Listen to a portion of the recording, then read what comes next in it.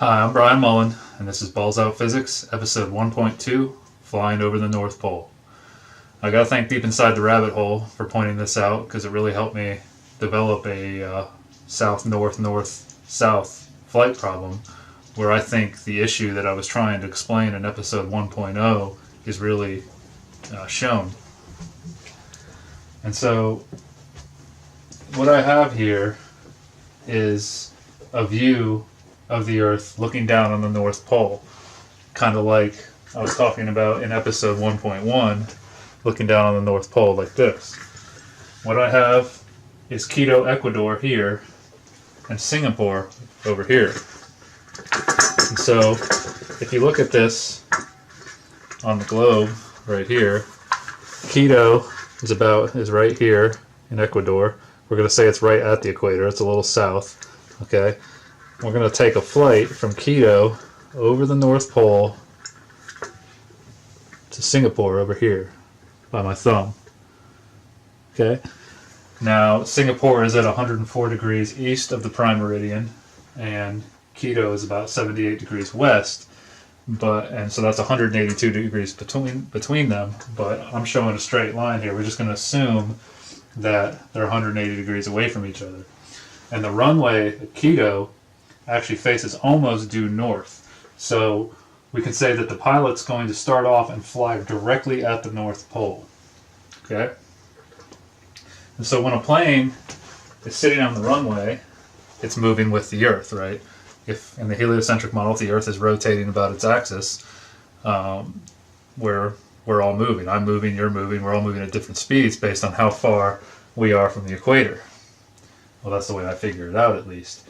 And so at the equator, I'm going to say here that the circumference is 25,000 miles. You could say it's a little bit less, but we're just going to keep it simple and say 25,000 miles. And we're going to say that the Earth makes one rotation in 24 hours. Now, you could argue that in a heliocentric model, the Earth makes one complete rotation in a sidereal day, which is 23 hours and 96 minutes, but that's a topic for another time, and it's only 4 minutes difference. And we're also going to say, to keep things simple, that the flight from Quito to Singapore takes 24 hours. And we're also going to say that that distance is 1/2 of the circumference of the sphere. We're assuming a perfect sphere here. And so that's 12,500 miles. And if it takes 24 hours, that gives you an average flight speed of 521 miles per hour, which is very possible. And flying 24 hours is also very possible. I looked it up. The longest flight ever was for 4 days. They're probably refueled in the air. But a plane could be outfitted to fly from Quito to Singapore. So now, when the plane is sitting on the runway in Quito facing north, here on Quito, the Earth is rotating, right?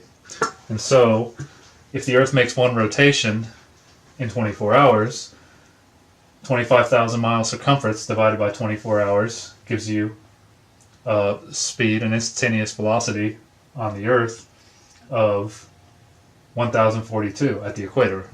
At the equator gives you an instantaneous velocity of 1,042 miles per hour. Now you notice for the plane, I wrote speed instead of velocity because in physics, speed is just a rate, whereas velocity is a rate and a direction, or having a vector. And I'll get back to that in a minute why I wrote speed there. So the plane is sitting in Quito, use a marker here to represent the plane, facing due north towards the North Pole, and it takes off and leaves the runway. And as the plane begins to fly towards the North Pole, well, the speed of the Earth below the plane would change, right? Because since velocity is distance divided by time, or speed is distance divided by time, whatever you want to look at it, the circumference of the Earth around the axis of rotation decreases as you fly north, right? Because the Earth is curved. And so I just did this by drawing it in CAD. When the plane gets to New York City, or at the same latitude as New York City, around there, the speed of the Earth has dropped to 800 miles per hour. But the plane should still be moving at VE, the velocity at the equator, with 1,042 miles per hour, right? Because on the runway, it was moving 1,042 miles per hour. What slowed it down? That's its moving. If you go back to episode 1.1, I was asking the question, how does the atmosphere spin perfectly with the Earth? Let's say it does.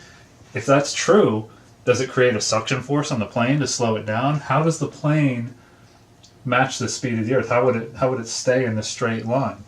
Would the pilot have to be constantly turning to the left a little bit to stay pointed at the North Pole, since the Earth is slowing down under it? And you see, when you get up here to 68.5 degrees north, the speed actually reduces to 400 miles per hour. How would this work? And I mean, this just isn't in this theoretical problem here. Anytime a plane is flying south or north, this problem would exist. That's whatever speed they started out on the runway, they would still have in the air. Now, if they're flying east-west, you could argue that the atmosphere slows the plane down, or as necessary, as was the response to my first video. But in this case, the plane takes off and the Earth is slowing down below it. I think it would actually go like this, maybe, or the pilot would have to keep adjusting. And of course, there's also what I mentioned in episode 1.0 of the plane having to constantly nose down to follow the curvature of the Earth. Now, the explanation for that was that gravity does that. Okay, gravity takes care of that, so the pilot doesn't have to do that.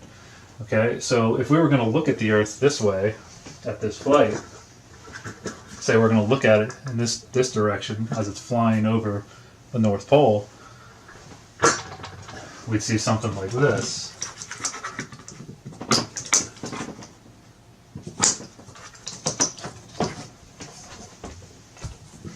Okay, so here's the Earth, North Pole here, this is your axis of rotation, and here's the plane traveling in its path.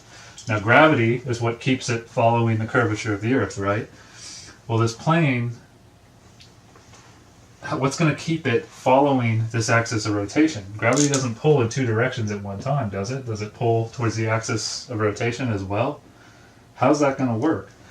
And so the plane, as it's moving, flying over the North Pole, is going to encounter the Earth actually changing directions below it. Because here the Earth is moving this way, and as the plane crosses the North Pole, now the Earth is going the other way. This is what Deep Inside the Rabbit Hole pointed out in a comment on my last video. And so you have to remember, though, that the Earth is also moving, right? So as it flies from Quito to 68.5 degrees, that's about 3/8 of the way through the flight. You know, it takes 12 hours to get to the North Pole if we're assuming perfect 24 hours, roughly. The Earth has moved, right? So Quito is now over here after 9 hours, still moving with the velocity vector, VE, at the equator. And Singapore is over here after 9 hours. So where's the plane in all of this? Is it still following this line, even though it's moving faster than the Earth below it? Because again, an object in motion stays in motion unless acted upon by an excited force. So what slows the plane down to keep it with the Earth? It can't be gravity this time, because gravity, as I said, is already taken care of nosing down. So as the pilot, if gravity's not doing that, is the pilot constantly nosing down and turning to the left a little bit? I mean, I've played flight simulators and know enough about flying. I've never flown a plane to say I don't think they have to do that when they're flying north or south, because this problem would happen when flying south, as the Earth would be speeding up under the plane. So if you took off from a location to the north. So I don't really see how this works, and I think there's still a problem here. So thoughts on this? When relativity problems are done, they're always done with something moving in a straight line, linear motion, not circular motion. To keep the plane moving around this axis of rotation, you would need a centripetal force to resist the centrifugal force that makes it want to fly off the circle, right? It makes it want to move in a straight line. When you spin around one of those merry-go-rounds in a playground, if you ever did this as a kid, we used to get a bunch of kids on it. One person would spin it as fast as they could, and everybody lets go, and they fly off in a straight line, a line that's somewhat tangent to the circular motion that you're moving in.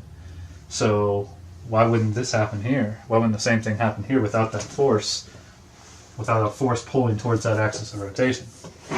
So just my thoughts on this, more problems to think about. Again, why don't we do problems like this in physics to explain how this all works on an Earth that's rotating around its axis and then revolving around the sun and all that. So my thoughts, till next time, peace.